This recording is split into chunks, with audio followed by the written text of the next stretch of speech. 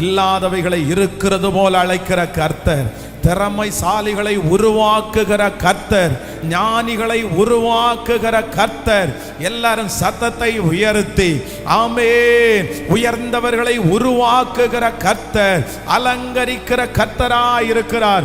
ஏசப்பா அந்த ஞானத்தை தர வல்லவர். வாஞ்சையோட கேட்கிற ஒவ்வொருவருக்கும் இந்த கிருபையை கர்த்தர் தருவாராக.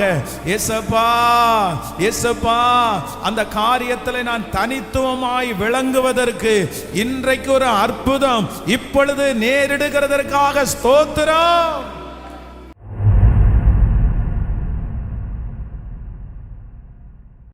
ஹல்லேலூயா. கைகளை உயர்த்தி ஒரு ஹல்லேலூயா சொல்லலாம். வேதம் சொல்லுகிறது, தேவனுடைய ஆலயத்தை கட்ட சாலமோனுடைய நாட்களிலே ஆண்டவர் ஒருத்தரை நியமிச்சாராம். யார் அப்படின்னா பெசலெயேல் அப்படின்ற ஒருத்தரை நியமிச்சாராம். ஆனா அந்த பெசலெயேல் என்கிற அந்த நபரை குறித்து வேதத்தில் நீங்க வாசிப்பீர்களே, ஆனால் அவருக்கு நிறைய குவாலிட்டி இருக்குது, நிறைய குவாலிட்டி இருக்குது. அவன் இதுல நிபுணனா இருக்கிறான். இந்த மாதிரி வேலைகளை எல்லாம் செய்வதற்கு, இந்த டிசைன் வேலையெல்லாம் செய்கிறதற்கு அவனுக்குள்ள ஒரு விசேஷித்த ஸ்பிரிட் இருக்குது. அதனால ஆண்டவர் தேவாலயத்தினுடைய பணிமூட்டுகளை எல்லாம் செய்வதற்கு பெசலெயேல் என்கிற விசேஷித்த ஞானம் பெற்ற ஒருத்தனை ஹெட்டா ஆண்டவர் நியமிக்கிறார். அப்போ ஆண்டவருடைய பிள்ளைகளே, நமக்குள்ள தாளந்துகள் இல்லை அப்படின்னு நம்ம அமைதியா இருந்துட முடியாது. எனக்கு ஒன்றும் தெரியாது அப்படின்னு நம்ம அமைதியா இருந்த முடியாது. ஒரு தேவனுடைய பிள்ளை ரொம்ப அழகாய், நான் நம்புகிறேன், இந்த 100 days ஜெபம் ஆண்டவர் ஒரு பெரிய திட்டத்தை நம்ம மேல வச்சு அந்த திட்டத்திற்கு நேராக ஆண்டவர் நம்ம எல்லாரையும் கொண்டு போய் கொண்டிருக்கிறார்.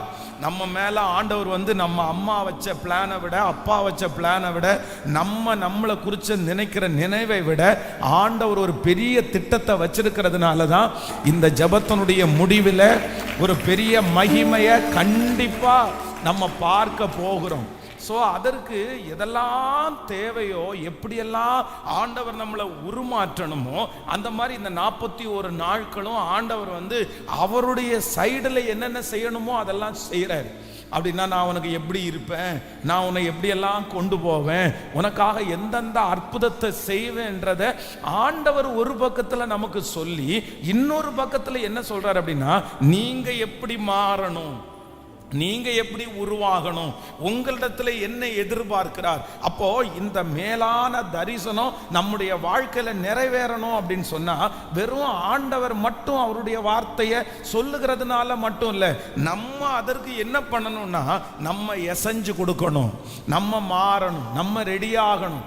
நம்ம அந்த காரியத்தை செய்யாத பட்சத்தில் ஆண்டவரால் எதையுமே செய்ய முடியாது. ஆண்டவருடைய பிள்ளைகள் வாக்குத்தத்தத்தை ஆண்டவர் சொல்லுகிறதற்கு முன்னாடி நம்ம ஒரு காரியத்திற்காக நம்ம ஜெபிக்கணும். என்ன காரியத்திற்காக நம்ம ஜெபிக்கணும் அப்படின்னு சொன்னா, நம்முடைய தாளந்துகள், நம்முடைய திறமைகள் நமக்கு இல்லை அப்படின்னா கூட அதை வளர்த்துக்க கூடிய ஒரு கிருபையை ஆண்டவர் தரணும். அதற்குரிய ஞானத்தை நீங்க வாங்கணும், அதற்கு நீங்க ஆசைப்படணும். ஏன் அப்படின்னா, இன்னைக்கு யாருக்கு ரொம்ப டிமாண்ட் அதிகம் அப்படின்னு சொன்னா, இந்த திறமைகளை கர்த்தருடைய அபிஷேகத்தோடு, ஆண்டவருடைய நடத்துதலோடு யார் வளர்த்து கொள்ளுகிறார்களோ அவர்களுக்கு இந்த உலகத்துல நிறைய மதிப்புகளை ஆண்டவர் வைத்திருக்கிறார். வேதம் சும்மா கொண்டு போய் நிறுத்தல, சும்மா பேதைகளை ஞானியாக்குகிற கர்த்தர், ஒன்றும் இல்லாதவைகளை இருக்கிறது போல அழைக்கிற கர்த்தர். ஆனா அதற்காக கொஞ்சம் முயற்சியாவது ஆண்டவருடைய பிள்ளைகளை எடுக்கணும். யோசேப்பு வேதம் சொல்லுது, யோசேப்பு போய் பார்வோனுடைய அரண்மனையில நிற்கும் போது அந்த பார்வோன் பார்த்து என்ன சொல்றார் அப்படின்னு சொன்னா, எப்பா இந்த காரியத்தை செய்கிறதற்கு ஒன்ன தவிர ஒரு ஞானம் உள்ள ஒரு ஆள் இந்த இடத்துல எங்களுக்கு இருக்கிறது மாதிரி தெரியல அப்படின்றாங்க. அப்ப அவனை பார்த்த உடனே என்ன கண்டுபிடிக்கிறாங்கன்னா, இந்த பொறுப்பை இந்த மனுஷனுடைய கையில கொடுத்தா அவருக்கு ஒரு கெப்பாசிட்டி இருக்குது அப்படின்றத அந்த ராஜா அறிஞ்சு கொள்றார். அது உடனே யோசேப்பு எனக்கு தெரியாது, நான் பண்ண முடியாது, எனக்கு வேண்டாம் அப்படின்னு எல்லாம் சொல்லல.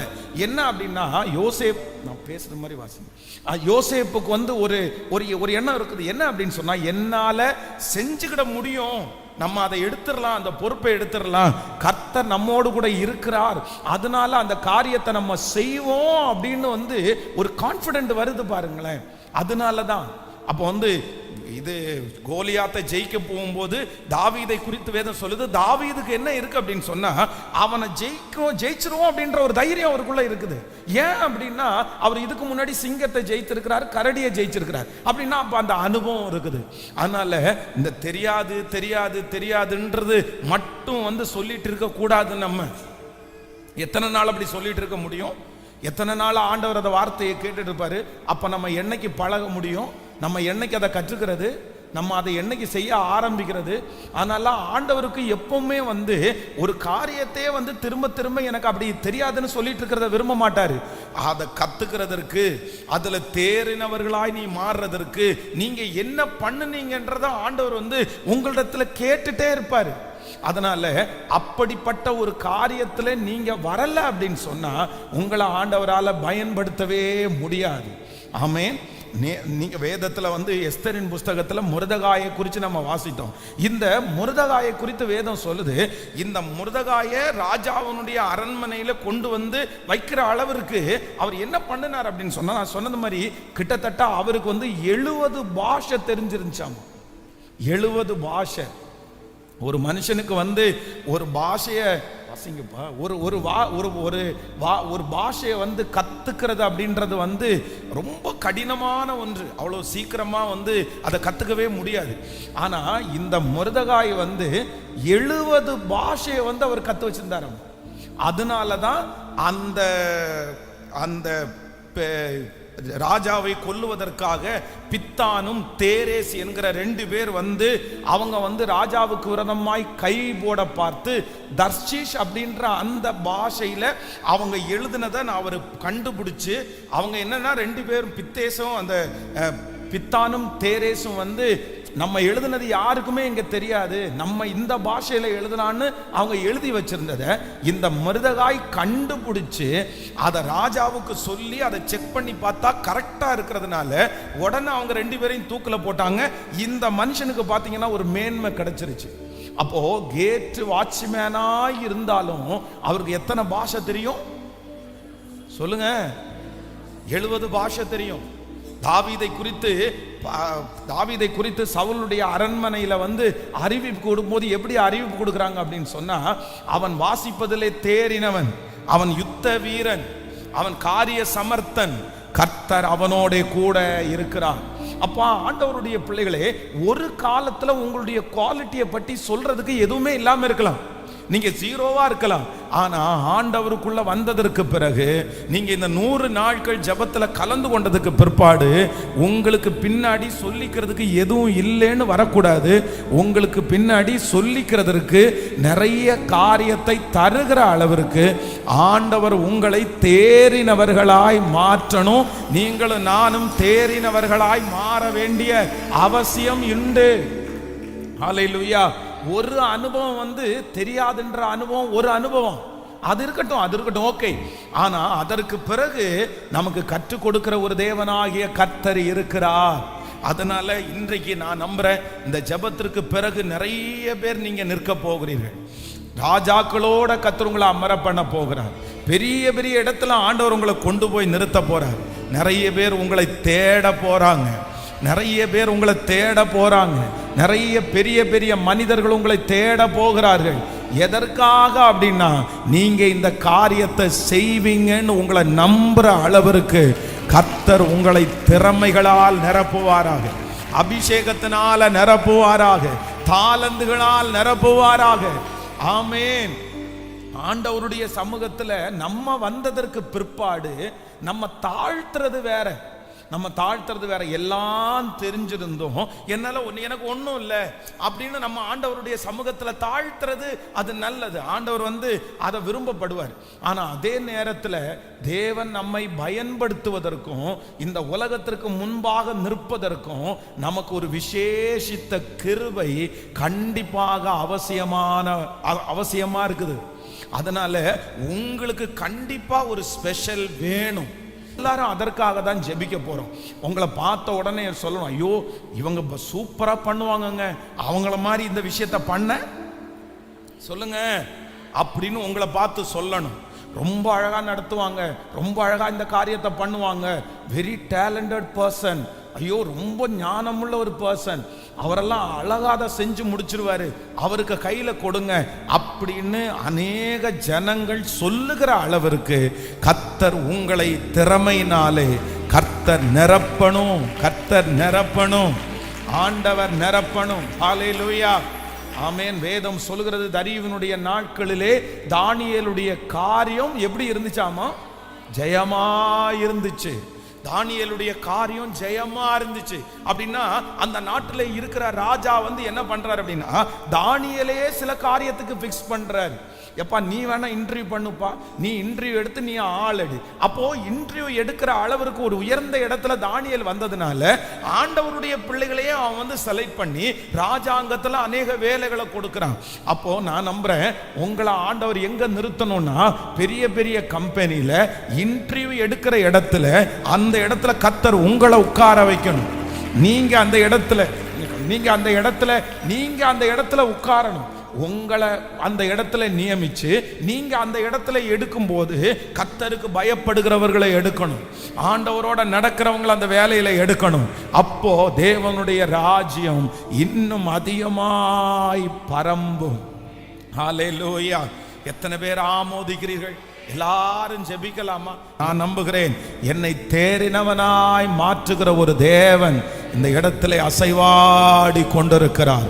நீங்க இருக்கிற இடத்துல ஒரு தேவன் அசைவாடுகிறார். அவர் யார் அப்படின்னா, என்னை தேறினவனாய் நிறுத்துகிற கர்த்தர். ஹல்லேலூயா. எனக்கு பின்னாடி நிறைய கீவேர்ட கொடுக்கிற கர்த்தர், அவர் நல்லவராய் இருக்கிறார். கைகளை அசைத்து ஒரு ஹல்லேலூயா. உங்க பேரை எழுதும் போது நீங்க சைட்ல நிறைய பேர் எழுதுவாங்க பாருங்க, MA B.Ed B.D. இந்த மாதிரி சிலருக்கு பாத்தீங்கன்னா பேரை விட படிப்பு நிறைய எழுதிட்டே போவாங்க. ஆனா வெறும் அந்த மாதிரி மனப்பாடமா படிச்சு டிகிரியை வாங்குறதுல மட்டும் எந்த பிரயோஜனமுமே அந்த மாதிரியும் இல்லை.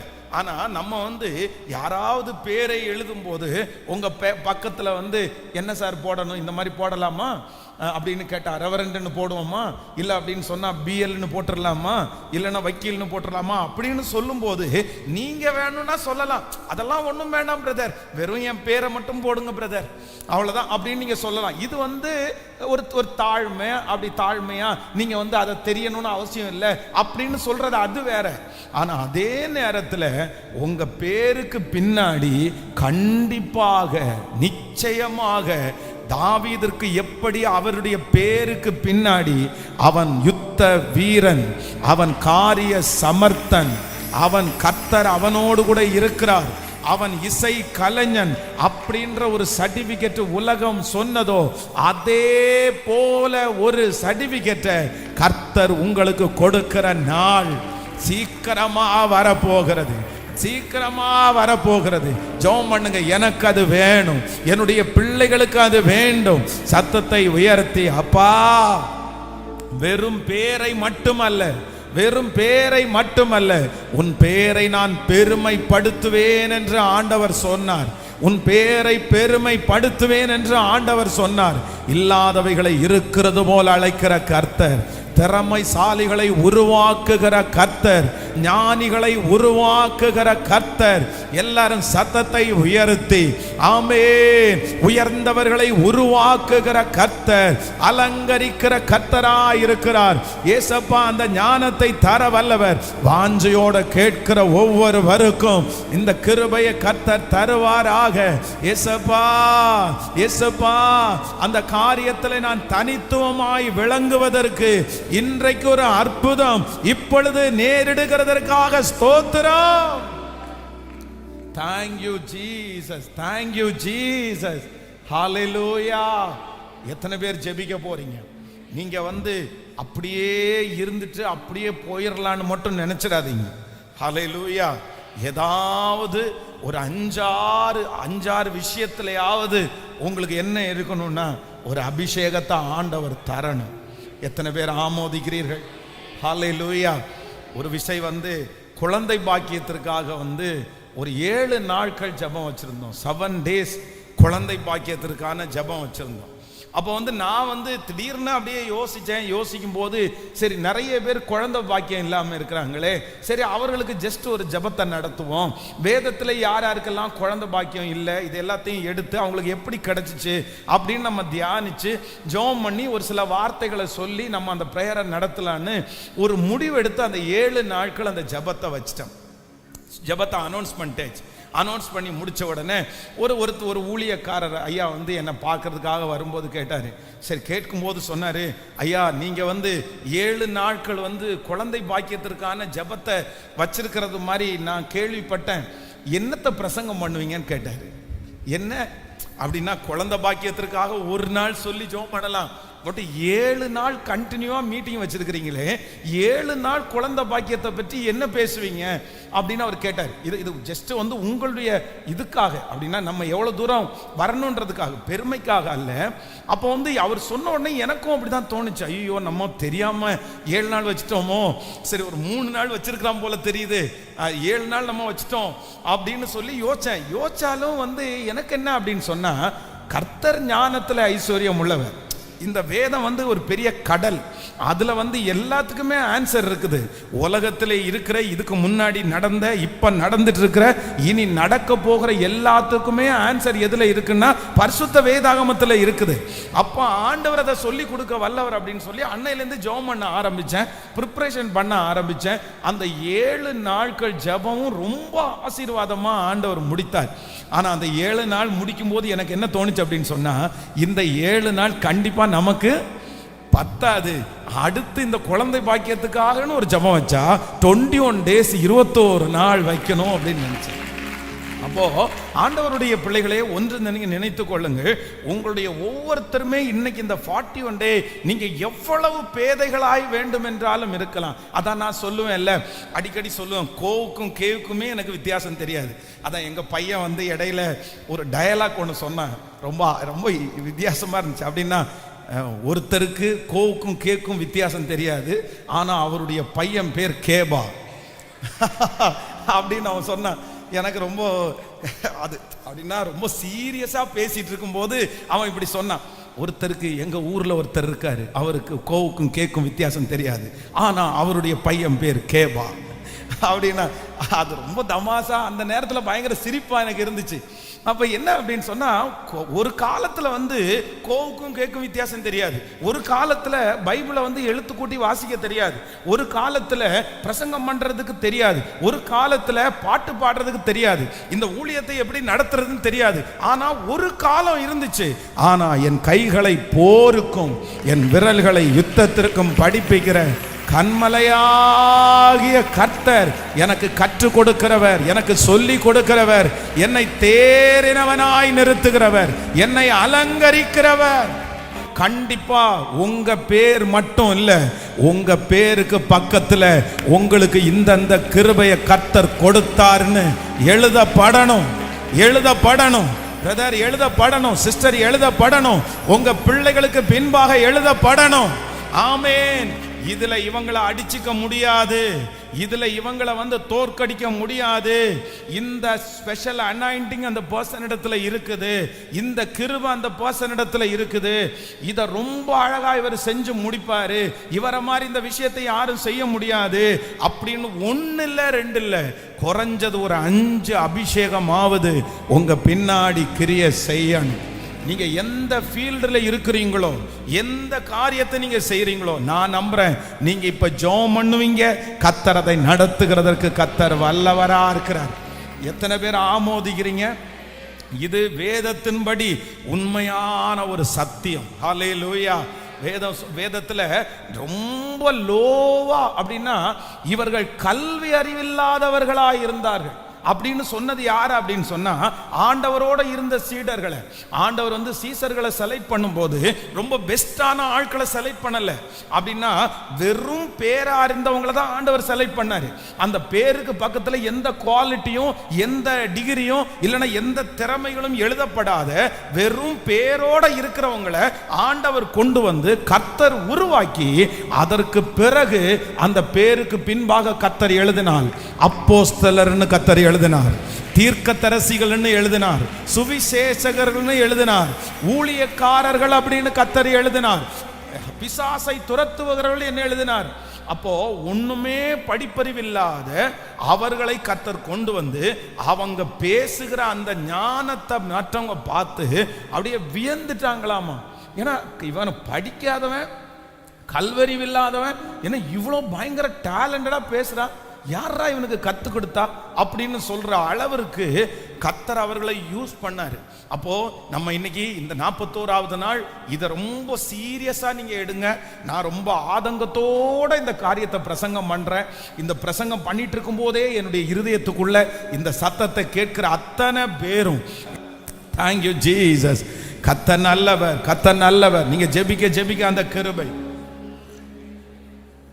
ஜெபிக்க ஜெபிக்க அந்த கிருபை, ஜெபிக்க ஜெபிக்க அந்த கிருபை, ஓ அந்த கிருபையை கர்த்தர் நமக்கு தருவாராக. ஸ்தோத்திரம் ஸ்தோத்திரம் ஸ்தோத்திரம் ஸ்தோத்திரம். தகப்பனே உமக்கு நன்றி அப்பா, நன்றி அப்பா, நன்றி அப்பா. எங்க ஆண்டவரே இந்த ஜெபம் முடியும் போது ஒவ்வொருத்தருடைய பேருக்கும் பின்பாகவும் ஆண்டவரே ஒவ்வொரு தேவனுடைய பிள்ளைகளுடைய பேருக்கு பின்பாகவும் அவர்கள் செய்ய போகிற காரியத்தை குறித்து எழுதப்படட்டும். அவர்கள் இதிலே தேறினவர்கள் என்று எழுதப்படட்டும். கர்த்தர் இதிலே அவர்களை பல மடங்கு ஆசீர்வதித்தார் என்று எழுதப்படட்டும், எழுதப்படட்டும். நீங்க ஜெபிக்க ஜெபிக்க ஆண்டவர் அந்த கிருபையை தருவாராக. கேளுங்க ஏசப்பாட்ட, ஏசப்பா இன்றைக்கு தேவனுடைய ஊழியக்காரர் மூலமாய் நீங்கள் பேசுகிறது உண்மையானால் அந்த காரியத்தை எனக்கு செய்து முடிக்கிறதற்கு கர்த்தர் வல்லவராய் இருக்கிறீர் சொல்லி ஜெபம் பண்ணுங்க. அப்பா இப்போ அந்த காரியம் நடப்பதாக ஆண்டவரே, நடப்பதாகப்பா. அந்த திறமைகள் இப்பொழுது வளருவதாக. பெசலேயேலுக்கு கர்த்தர் கொடுத்த அந்த ஞானத்தை இப்பொழுது பிள்ளைகளுக்கு தருவீராக. தாவீதிற்கு பின்பாக ஈசாயினுடைய மகன் வெறும் ஆடு மேய்க்கிற அந்த தாவீதிற்கு பின்பாக அப்பா அவ்வளவு பெரிய காரியம் எழுதப்பட்டிருந்தது. யுத்த வீரன் என்று எழுதப்பட்டிருந்தது, காரிய சமர்த்தன் என்று எழுதப்பட்டிருந்தது, இசை கலைஞன் என்று எழுதப்பட்டிருந்தது. அதே போல இந்த சத்தத்தை கேட்டுக்கொண்டிருக்கிற ஒவ்வொரு பிள்ளைகளையும், தேவனால் தெரிந்தெடுக்கப்பட்ட ஒவ்வொரு பிள்ளைகளையும் இப்பொழுது உம்முடைய ஆவியானுடைய மகிமை ஊற்றப்பட்டு, உம்முடைய வல்லமை ஊற்றப்பட்டு ஞானத்திலையும் அறிவிலையும் தேறினவைகளாய் நிறுத்துவதற்கு இப்ப ஆவியானுடைய ஒரு மகிமை எங்கள் மத்தியிலே நிலையாய் கரங்களை தட்டி ஊற்றப்படுவதாக, ஊற்றப்படுவதாக, ஊற்றப்படுவதாக, ஊற்றப்படுவதாக. எங்கள் பேரை பெருமைப்படுத்துகிறவர், எங்களுக்கு சொல்லி கொடுக்கிறவர். ஹalleluya, hallelujah, thank you Jesus, amen.